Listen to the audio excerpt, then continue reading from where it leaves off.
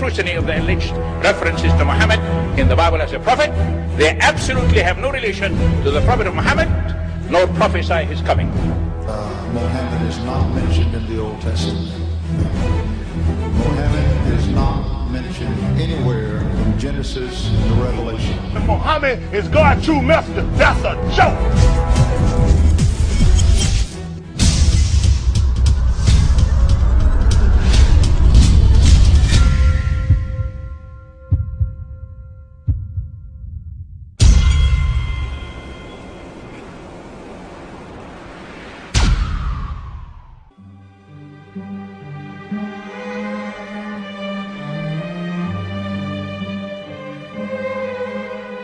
Lo, we inspire thee as we inspired Noah and the prophets after him, as we inspired Abraham and Ishmael and Isaac and Jacob and the tribes, and Jesus and Job and Jonah and Aaron and Solomon, and as we imparted unto David the Psalms.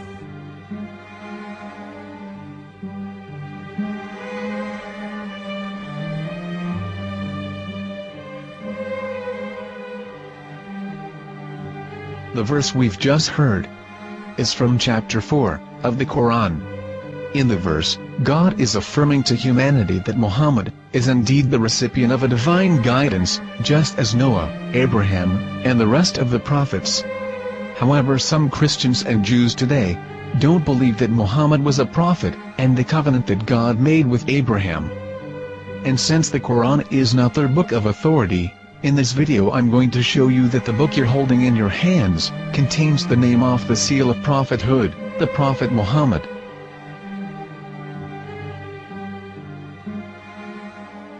As known, the Old Testament was preserved in the Hebrew language.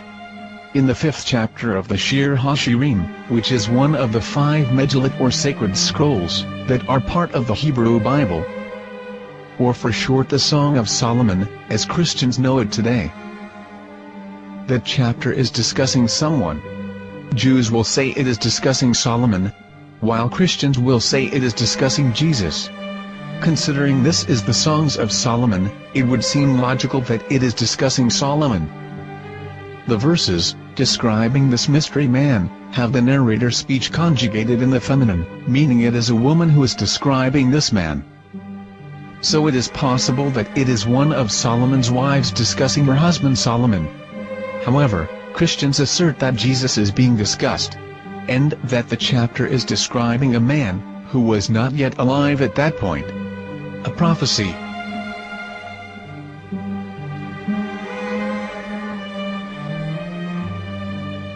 In reading the English translation of Song of Songs 5:16, it finishes the description by saying, "He is altogether lovely," but what most people don't know is that the name of that man was given in the original Megillat. Here is verse 16, and how it is written in ancient Hebrew, before introducing the vowels, in the 8th century. From the Hebrew Bible, on scripturetext.com. Here is the word in question. This word is made of 4 letters. Mem, Het, Mem, Dalet. Now when reading the word as it is written in its original form, with no vowels, it can be read as Muhammad, which is the name of the Muslim prophet, or as Mamad with no A after the H.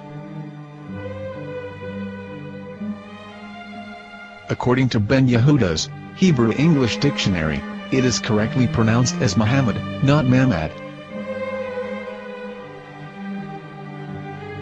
So how we're going to know for sure if it's pronounced as Muhammad, the Muslim prophet, or as Mamad, a random Hebrew word? The only way is to give the verse to a rabbi, and say to him, "Please read." Here is the Song of Songs 5:16, and how it is read by a rabbi from a Hebrew Jewish site. Please notice, the im in Hebrew is a plural of respect. חיכו ממתקים וכולו מחמדים, זה דודי וזה רעי בנות ירושלים. חיכו ממתקים וכולו מחמד, מחמד, מחמד, מחמד, מחמד, מחמדים. זה דודי וזה רעי בנות ירושלים.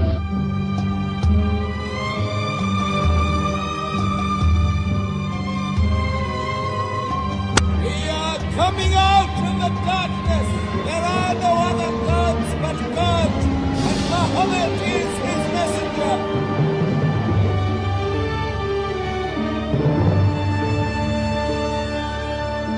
Let the world hear.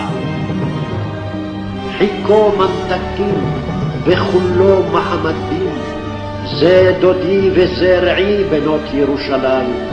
חיכו ממתקים וכולו מחמד, מחמד, מחמד, מחמד, מחמד, מחמדים, זה דודי וזה רעי בנות ירושלים.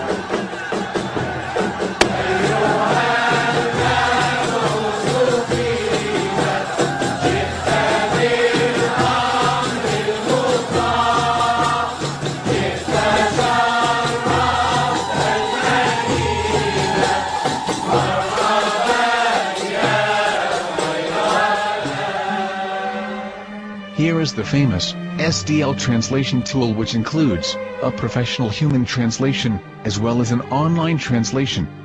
We're going to copy our Hebrew word of the Song of Songs, directly from the Jewish site. It's the same site, where you can hear the rabbi reading the verse in Hebrew. All links are in the description, so, we're going to copy the word and paste it, and ask, please translate. Are they going to translate the meaning of the name of that person? As the Bible translators did. Which is the praised and the lovely one, or are they going to keep the name as it is? Well, see it yourself. Here is the World Lingo Translator. The result is the same. It's Muhammad. You have no right. You have no right to translate names of people. Anybody. Your name should be retained.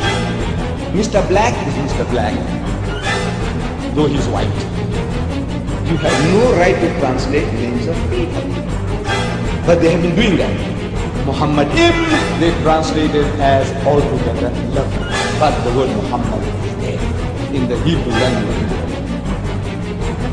The word Muhammad is there in the Hebrew language.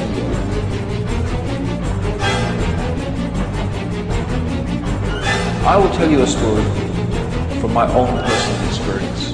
Years ago, I used to spend every Sunday afternoon in a place called Speaker's Corner. And in my years down there, I got to know a Jewish rabbi. He was a very nice man. He used to listen to me, and he was always very polite and talked about Islam in a very nice way. And one day, during one of our conversations, after some years, I thought that it was about time I should invite him to Islam. So I said to him, you know, my friend, we have been talking now for many years, and even you have admitted to me that Muhammad is a prophet. So why then do you not embrace Islam? He said to me, we Jews, we never change our religion. I said, but half of the rabbis of Medina became Muslim. He said, that is true, but still, we Jews never change our religion. I thought, what can I say to him? He looked at me and said, listen to me, my friend.